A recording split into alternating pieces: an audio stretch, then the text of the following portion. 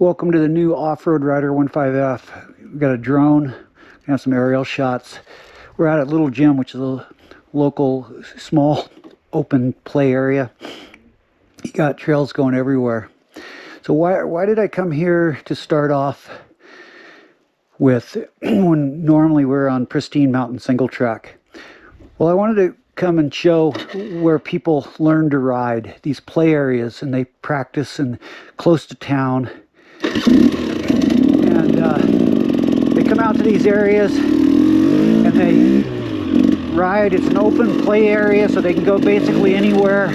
Some places like Carnegie now are going to more of a travel plan where they have designated trails within the park that in my youth, Prairie City would have been an open area. Now there's more designated routes. Same with places like Hollister Hills in the Bay Area, Metcalf, Prairie City. These are all open areas. Gorman down in SoCal. Johnson Valley is a large open area. One of the last areas that remain open. And when I say open designation, open use designation means you can go anywhere you want. So when I started in 1965, that's what riding was, is you could go anywhere. The Wilderness Act started in 1964. The first wilderness area wasn't even designated when I started riding. So I've gone through all phases of land management, from open area to multiple use. That used to mean motorized multiple use in the old days. Now they call it motorized multiple use or mechanized multiple use, meaning mountain bikes. So land use restrictions, you've got national parks, national monuments, wild rivers, roadless areas, all kinds of land use restrictions that have restricted access.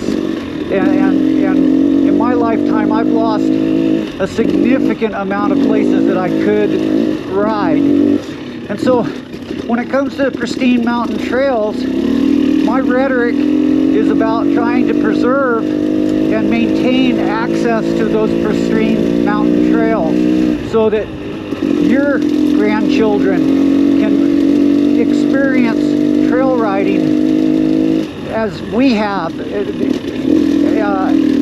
And in order to do that, we gotta teach, tread lightly, and being a responsible rider, as in staying on the trail, keeping it hooked up, not digging and tearing things up.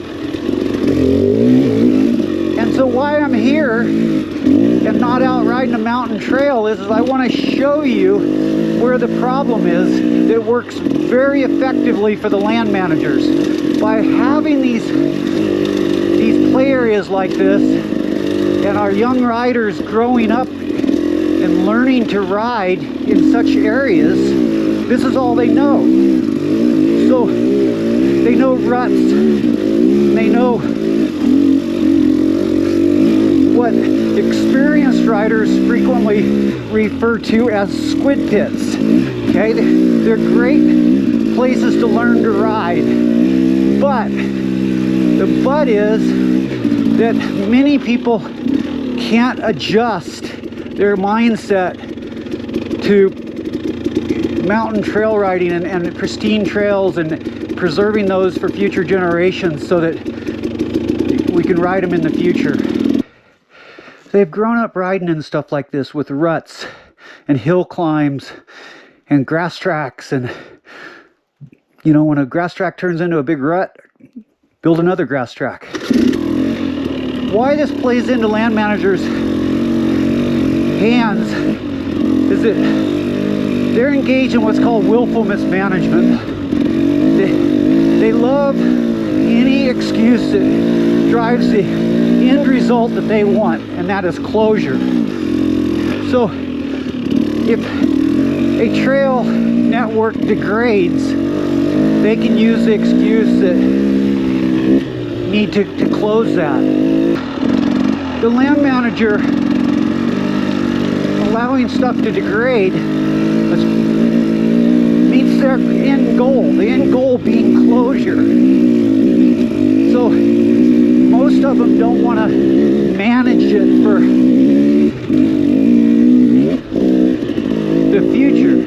So that's where responsible riders come in. And that means when you leave a park like this, you got to adjust the way you ride when you go up to a pristine mountain trail.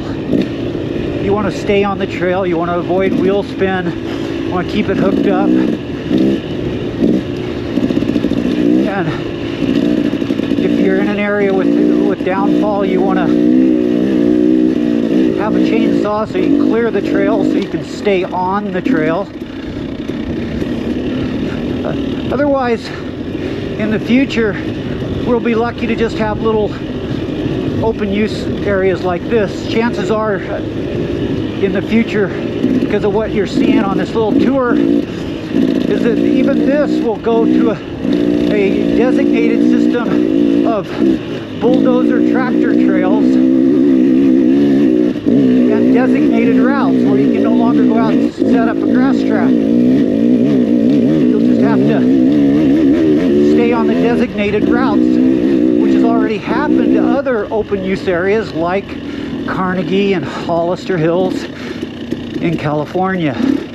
I know I'm not going to be well received among the people that just want to go ride wherever they want, put their helmet on and be carefree and just, as they say, tear it up, roost, just be, you know, to ride free and all that. Hey, I totally get it. I'm an old guy. I grew up riding that way. I know all about it.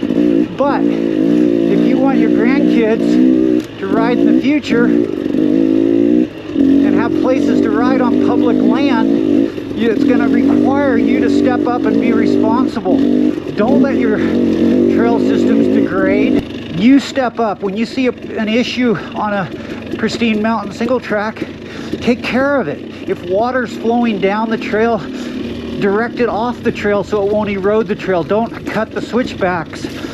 Don't short line the trail. Now, here is what creates a big problem. Like here, I go to the outside edge, I missed some of these whoops. Okay? Well, this is where most people learn to ride and learn their attitude that it's okay to go wherever they want. It's okay to dig a hole. It's okay to have a rut. Like this trail here, going down this slope. If a rut develops, just move over to one side and braid. That's what this is called right here. You see all these different lines, different ruts. That's a braided trail. That's a huge no-no to a land manager. Huge. You do that on national forest trails and braid the trail or turn them into a hill climb because you're too self-centered and you want to cut the switchback and you create a new line straight down the fall line, guess where the water goes?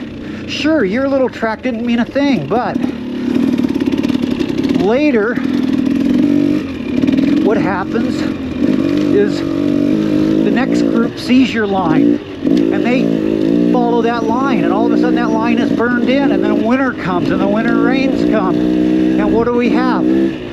The water following that innocent little track that meant nothing, was no big deal when the first guy cut it, but when the next guy cut it and the next guy and then the water followed it, all of a sudden you have a severely eroded trail.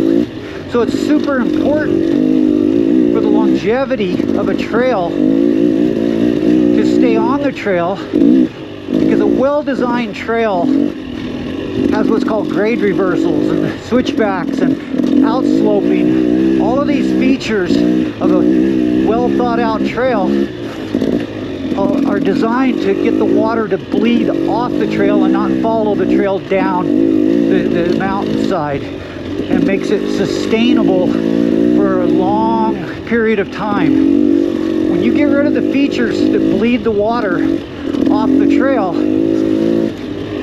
is going to rapidly degrade once the water can start following the trail.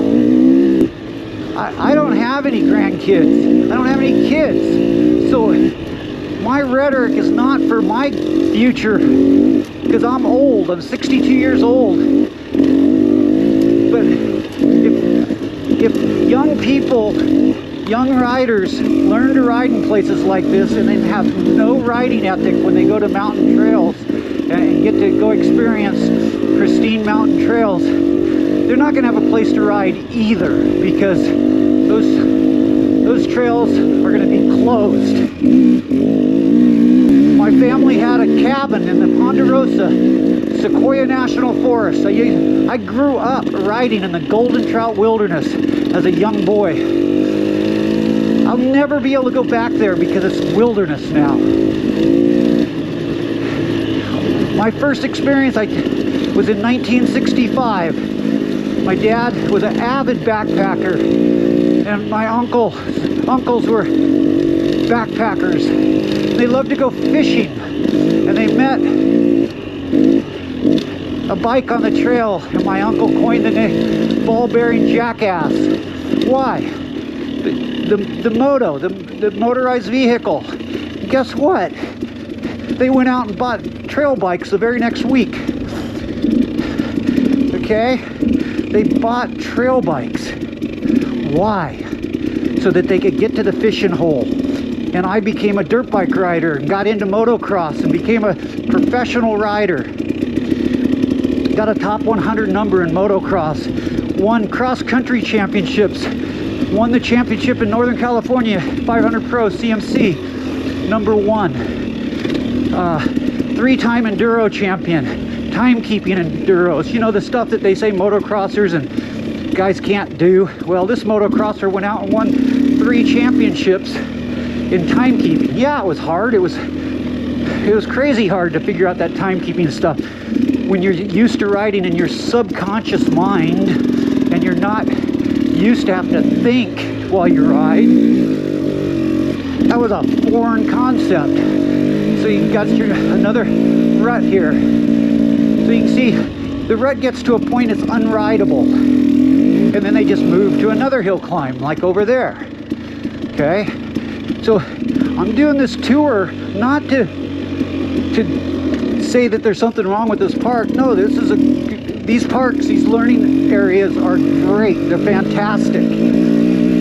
But the but is you can't bring the same attitude to the national forest when you're riding pristine mountain trails. You got to adjust, and you got to be mindful of keeping the bike hooked up and not brake sliding and hard acceleration out of the turns. Your whole goal is to keep the bike hooked up. And a wonderful example of this is Graham Jarvis. These extreme enduros, he's doing exactly what I'm talking about. If you watch the guy, it's about body position, clutch control, throttle control. It's all about getting that tire to bite. Okay?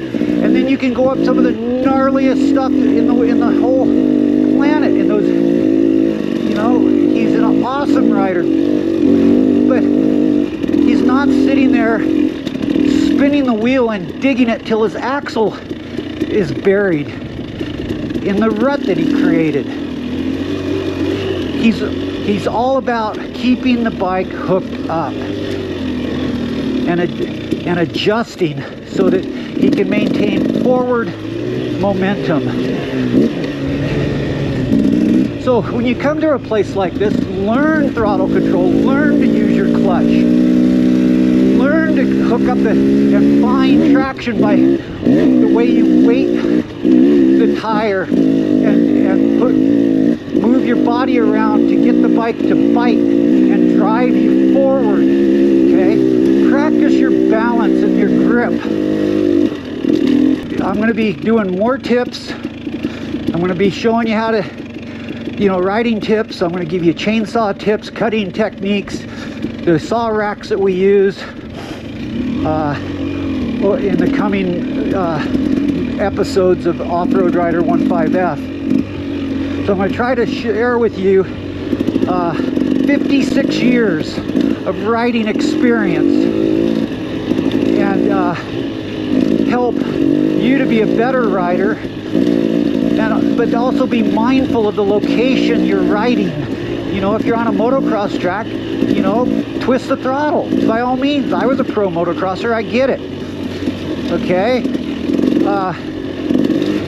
but when you're on a pristine mountain trail and you're coming because it's a bucket list trip, what in the heck are you thinking tearing the trails up? And I know 98% of you are angry at me for saying that. You don't see anything wrong with just spinning the wheel, brake sliding, diving off a switchback, cutting the trail, going around a grade reversal, because guess what? This is where you grew up.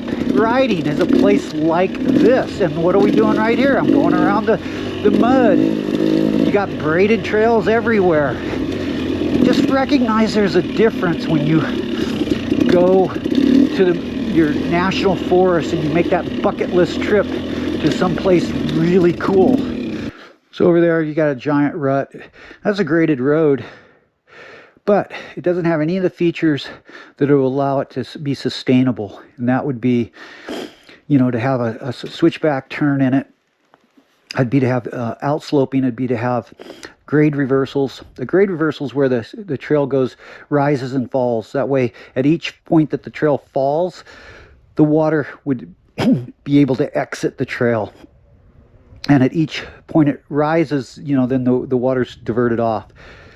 When you use a tractor to build trails, they call them rolling dips, which is nothing more than a much larger water bar.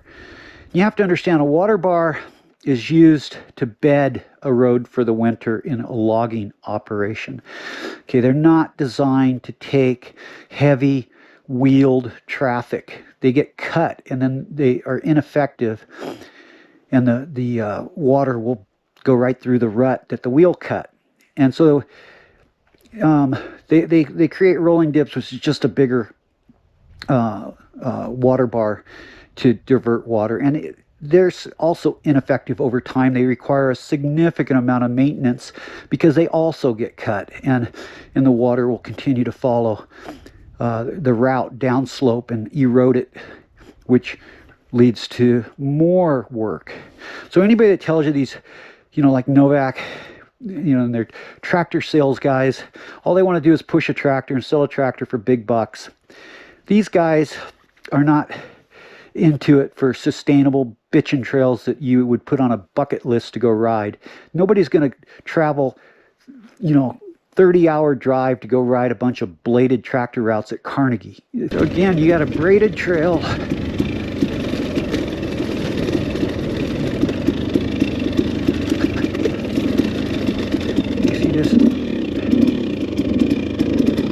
See this giant rut?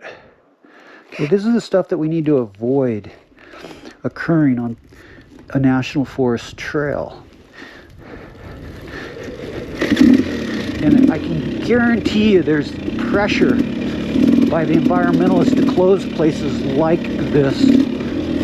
Okay, because they see all this earth moving down and into the waterway, and say that the dirt, you know, the sediment in the waterways is bad for the fish and all. You know, there's a snail darter, and there's a kangaroo mouse, and there's a spotted owl, there's a critter. The list is endless for critters and endangered species and all kinds of excuses to close trail.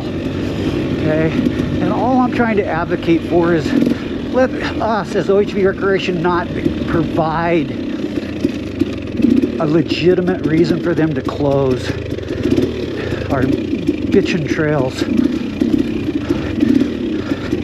And I'm gonna point out another thing too. All the dirt bike guys that are out volunteering and maintaining the mountain trails, that benefits the hiker, it benefits the equestrian, the outfitter, the hunter. It benefits all of those folks that those trails are cleared and maintained. And trust me, the people you meet in the backcountry, they appreciate the work that motorized recreation does to maintain OHV routes. The closures, when they lock out motorized recreation, guess what? It's a bad thing for the hiker too, because many of those wilderness trails that are no longer accessible to motorized recreation, guess what happens? They return to nature. And they don't have the benefit of being able to pack in a chainsaw in a wilderness area. They have to use a crosscut saw. Now, what happens when you have these mega fires and just hundreds of thousands of trees over vast areas dead from fire? What occurs? Those trees fall. There is no way that they can maintain those trails and keep them cleared. So they return to nature and they just disappear. Don't buy into the fact that when you lock up an area that they're preserving it for anybody. They're not preserving that area at all. The hiker loses too. The horseback rider loses those trails because they're not packing in a crosscut saw and doing anything but the short loops to the pretty lake or the pretty destination that's easy to access from a motorized trailhead at the wilderness. They're getting in their Subaru and they're driving to the trailhead. They're walking a few miles and they're enjoying a short day hike on trails that are cleared. The idea, though, that all the trails within these wilderness areas are being maintained, if you believe that, you can forget it, because they're not. And the hikers that get back in the backcountry know it. And that's why they're so appreciative of motorized recreation and come hike motorized trails. Okay, another thing I want to point out while I'm here, because I don't come to these concentrated use areas very often. I try to avoid them as much as I can. But these are great training places to come practice. You got, it's rough. You got steep climbs like that. You got some sand at this area. But right here in a flat area, you can do braking drills. So you come up here and you can practice braking, body position. You can do a figure 8, and I'm just doing it slow because I'm trying to talk. You can do a figure 8, and you can practice. You can't see it, but I'm anti-lock braking my rear brake right now. I'm trying to come to a stop without skidding the tire. This is an invaluable lesson to maintain control, because I wish I had another camera that could show you, but when you skid, you lose control. But if you anti-lock brake and you keep the wheel where it just barely turns but slows you down, you can maintain control of the bike. Likewise, I can use my front brake right here and learn to stop with my front brake in a controlled way. I can practice looking ahead. I can practice doing a hard climb in these areas and remembering to breathe. It's a simple tip, okay? But breathing is what a lot of people do. They'll fall down, they'll pick up their bike, and they're holding their breath, and then they're just totally gassed because they sat there and held their breath, okay? But if you pick up your bike when you're doing an exertion, to lift, if you breathe, you'll find that you don't get gassed, okay? I'll try to show you right here, okay, a nice light grip and using my core to move my body, not pulling and not pushing. I probably can't see this, but here, I'll try to video this. Okay, I'm not pushing my way back and having pressure on the palm of my hand, or pulling my way forward and having pressure on my fingers here. I have a nice loose grip, and I control the bike from a balanced position on the bike. So anyways, we're going to have others where I can demonstrate this stuff and show you a bunch of riding tips, clutch control, but lots of riding tips here in the future. But I just wanted to let you know that we got mic'd up, we got a drone, we got a new camera, and we're going to try to share some of this knowledge.